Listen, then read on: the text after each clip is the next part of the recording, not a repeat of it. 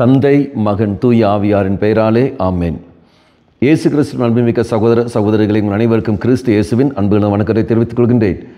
இன்று நற்செய்தி பாகமானது மத்தேயு நற்செய்தி 5ஆம் அதிகாரம் 17 முதல் 19 வரையுள்ள திருவாக்கியங்கள். குறிப்பாக 19வது வாக்கியம்.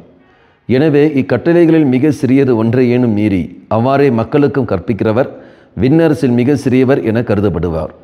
இவை அனைத்தையும் கடைப்பிடித்து கற்பிக்கிறவரோ விண்ணரசில் பெரியவர் என கருதப்படுவார். நாம் பார்க்கிற 2 பேர். கட்டளைகளை மீறி கற்பிக்கின்றவர் விண்ணரசில் சிறியவன், கட்டளைகளை கடைப்பிடித்து கற்பிக்கின்றவர் விண்ணரசில் பெரியவன். நீயும் நானும் எந்த ரகத்தில் வருகிறோம்? முதல் ரகமா, 2வது ரகமா? கட்டளைகளை மீறி நாம் என்ன செய்கிறோம்? மற்றவர்களுக்கு கற்றுக் கொடுக்கின்றோம். உதாரணம் எடுத்துக்கொள்ளுங்கள். புகைப்பிடிக்கக்கூடாது என்று சொல்கிறோம், சிகரெட் பிடிக்கக்கூடாதுன்னு சொல்லிக்கொண்டு போய் சிகரெட் பிடிக்கிறோம். குடிக்கக்கூடாது என்று சொல்லிக்கொண்டு இதை போய் குடிக்கின்றோம். இந்த பாவ வாழ்க்கையை வாழக்கூடாது என்று சொல்லிக்கொண்டு அதே பாவ வாழ்க்கையை மறைவாக வாழ்ந்து கொண்டிருக்கின்றோம். நம்ம கோபப்படக்கூடாது என்று சொல்லிக்கொண்டு நாம் மற்றவர்கள் கோபப்பட்டு கொண்டிருக்கின்றோம்.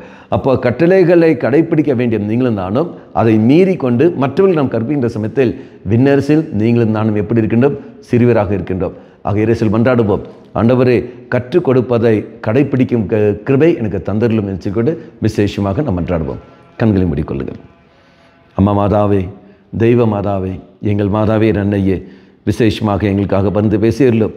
நாங்கள் கற்றுக் கொடுப்பதை கடைப்பிடிப்பதற்கு வேண்டிய கிருபையை நாங்கள் பெற நீரே எங்களுக்கு துணை புரியும். ஆமேன். தந்தை மகன் தூய ஆவியாரின் பெயராலே ஆமேன்.